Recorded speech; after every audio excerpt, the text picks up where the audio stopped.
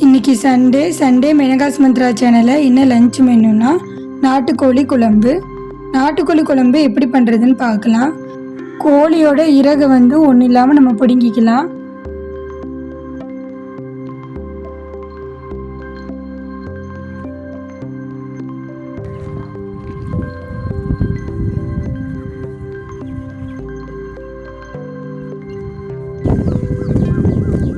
நாட்டுக்கோழி குழம்பு பண்ணுறதுக்காண்டி மசாலா பொருட்கள் என்னென்னு பார்க்கலாம்.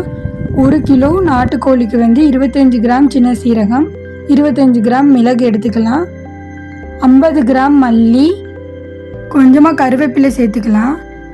இது எல்லாமே அடுப்பை சிம்மில் வச்சு எண்ணெய் ஊற்றாமல் லேசாக வறுத்துக்கலாம். எண்ணெய் ஊற்றாமல் ஒரு 2 நிமிஷம் எல்லாத்தையும் வறுத்துக்கலாம்.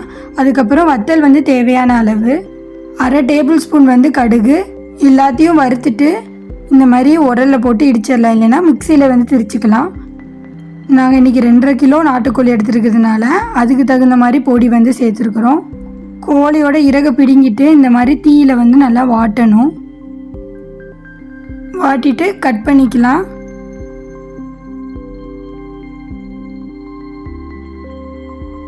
இது பார்த்திங்கன்னா நாட்டுக்கோழி முட்டை.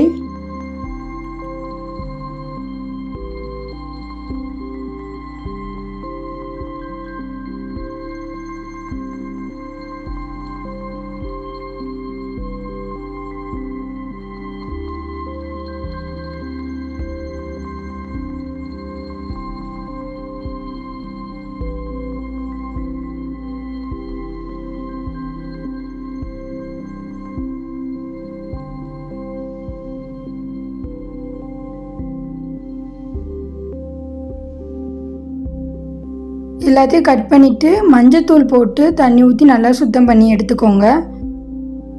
இப்போ இந்த நாட்டுக்கோழியை குக்கரில் ஒரு 10 விசில் வைக்க போகிறோம். இப்போ இந்த கறி கூட கொஞ்சமாக கருவேப்பிலை, அதுக்கப்புறம் தண்ணி சேர்த்துக்கலாம்.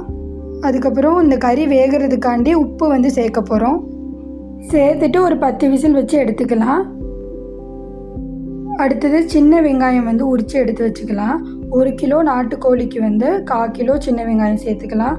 கூடையும் நம்ம எடுத்துக்கலாம். சின்ன வெங்காயம் எவ்வளோ சேர்க்குறோமோ அவ்வளோ டேஸ்ட்டாக இருக்கும் குழம்பு. சின்ன வெங்காயம் கடலெண்ணெய் ஊற்றி ஒரு 2 நிமிஷம் நல்லா ஃப்ரை பண்ணிக்கலாம். ஒரு பெரிய சைஸ் தேங்காவை சின்ன சின்ன துண்டாக கட் பண்ணி வச்சுருக்குறோம்.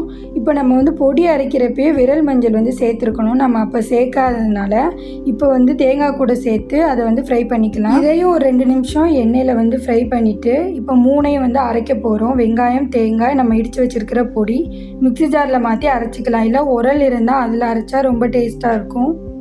அதுக்கப்புறம் ஒரு பாத்திரத்தில் 5 டேபிள் ஸ்பூன் நல்லெண்ணெய் விட்டு அதில் கொஞ்சமாக கருவேப்பிலை சேர்த்துட்டு, கருவேப்பிலை நல்லா ஃப்ரை ஆனதும் நம்ம அரைச்சி வச்சுருக்கிற சின்ன வெங்காயத்தை சேர்த்து அதையும் ஒரு 5 நிமிஷம் நல்லா ஃப்ரை பண்ணிக்கோங்க. வெங்காயம் ஃப்ரை ஆனதும் நம்ம அரைச்சி வச்சுருக்கிற தேங்காய், விரல் மஞ்சள் மசாலாவை இதில் சேர்க்க போகிறோம். சேர்த்துட்டு அதையும் ஒரு 5 நிமிஷம் நல்லா வதக்கிக்கோங்க. ரெண்டையும் சேர்த்து ரெண்டும் வதங்கினதும் நம்ம வேக வச்சுருக்கிற அந்த நாட்டுக்கோழியை இதில் சேர்க்க போகிறோம். அந்த தண்ணியோடு இதில் சேர்த்துக்கோங்க. சேர்த்துட்டு எல்லாத்தையும் மிக்ஸ் பண்ணி விட்டுறலாம்.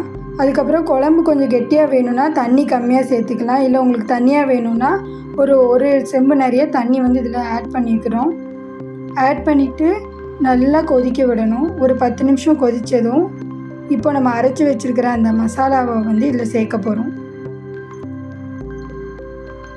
மசாலா சேர்த்துட்டு அதே மாதிரி ஒரு 10 மினிட்ஸ் நல்லா கொதிக்க விடணும்.